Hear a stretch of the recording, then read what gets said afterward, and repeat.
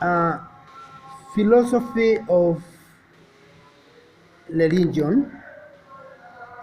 The course is meant to define religion, and above all, it is to give characteristics of religion, show the relationship between religion and science, and religion and psychology.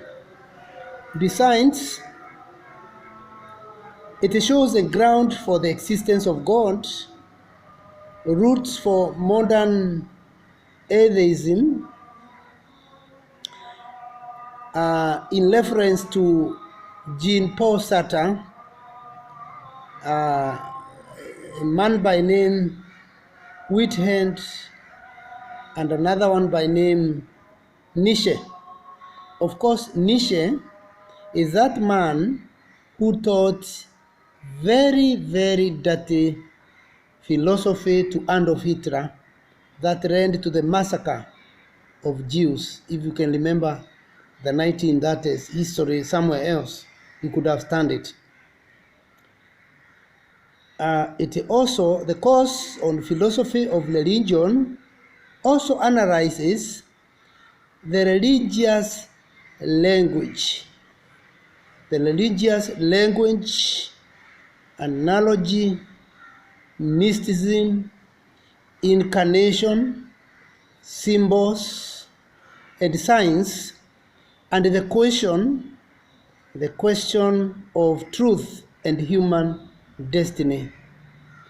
Now, philosophy, by doing research in preserving and in keeping that which is relevant to the contemporary life in Africa. So even if we are studying philosophy of religion, we always have some bias to our context, the African context. So what is philosophy of religion? Philosophy of religion is the critical study for anyone wanting to understand religion. In other words, philosophy is all about reason, and religion is all about beliefs of people. So when you combine the two, you become a theologian. You start theologizing. So philosophy is very important to religion because philosophy brings reason to religion, and therefore makes religious scholars reasoning people. And when they reason, they can ask themselves many questions, such as, does God exist? How can we prove God without the Bible and the Holy Quran? How can we understand this mysticism, these extremists, religious practitioners, if at all that is religion? How can we understand cults, sects? How can we understand new religious movements? We start reasoning out beyond what sociology of religion can do. We go beyond there. So philosophy of religion binds society and brings hope to the hopeless. Because there is reasoning, we bring about hope. Even if we could be having religious terrorism, you can undo it through reason, through philosophy of religion. So philosophy of religion is very, very important because it makes us reason out, philosophize, and eventually we start theologizing. We find ourselves theologians after studying philosophy of religion because we start reasoning out what is there in between in religion. If we can start reasoning out religion, then it shows that we are theologizing.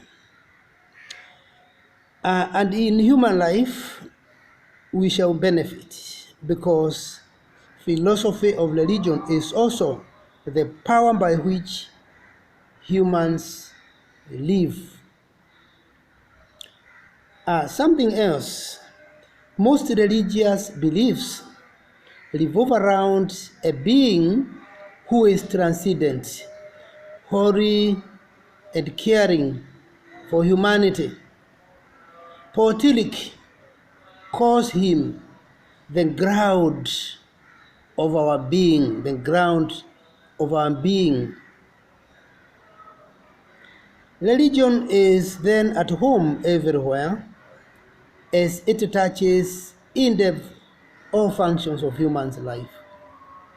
John Beatty contends that religion permeates all departments of life so fully that nobody can isolate religion in the other departments of life, that is in economics, in politics, in aesthetics, in ethics, in kinship. You cannot take off religion. You can't isolate it. That's John Beatty, and he has a point. Ninian Smart postulates 6 dimensions of religion. One of them is ethical dimension, experiential dimension, or experiences.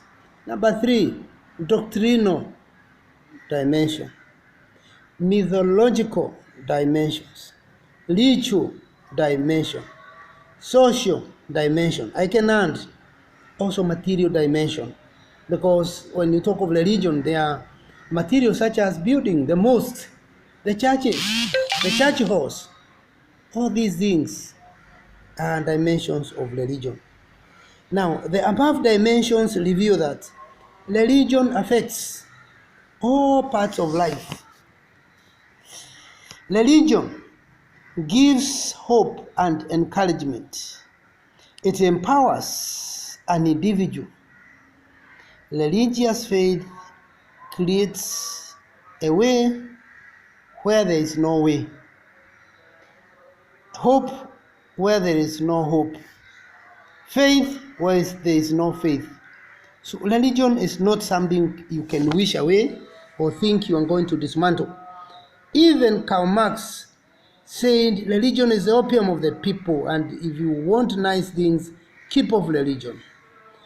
After the Russian Revolution of 1917, Vladimir Ulyanov Lenin came and said religion is not just the opium of the people, but the opium for the people, and it should be destroyed immediately through violence, through beating, killing, anything. Clear these people who are calling themselves religious. Did he succeed? Maskini, he failed. It didn't go far. He failed. There is a lot of Pentecostalism today, and even mosques are being built in Russia today. You couldn't suppress it because of the power in addressing the metaphysics, the metaphysical, things that are not physical, or things you can't touch, the wind, the faith, the beliefs. They are called metaphysics or metaphysical things. Now, even if you are scientists, you may not cover some of the things covered by religious practitioners, and that is a gap in a human life that only religion can cover. Paul Tillich also tells us religion is the ultimate, is the first step. Whatever you do, religion comes first. Other things follow. You remember Jesus himself saying something like that, Matthew 6:33. First seek the kingdom of God. Other things will come later. Now, the above dimensions reveal that religion affects all parts of life. Religion gives hope and encouragement. It empowers an individual. Religious faith creates a way where there is no way. That is what we have already noted. So religion is the power by which humanity lives. It is a religion, especially African indigenous religion. I don't call it traditional, it's an insult because it connotes something archaic, something primitive, something in the archives or something that is in the museum, that which is, but you can't say African religion is dead if it is dialoguing with Christianity to provide what we are calling enculturation. How on earth can you come in here and tell us religion of a people which is embedded in the culture of African people? Who tells you it's dead? No, it is not traditional, just African religion. It can be useful in many ways. And which are these many ways where religion demonstrates power? One, to address misconception about African religion itself. When we study this philosophy of religion, we shall address such misconception about, is it traditional religions or traditional religion, or is it indigenous religion, or is it just African religion? We must settle on one. Now, number two, to recover indigenous symbols and signs to enrich, for example, it can enrich African Christian theology and life using African proverbs. If you use African myths, African leaders in teaching the truth of Christian faith or Islamic faith or whatever faith, you find African religion has something to offer. Even in the 21st century, it is not fetish, it is not a remote religion, and all that.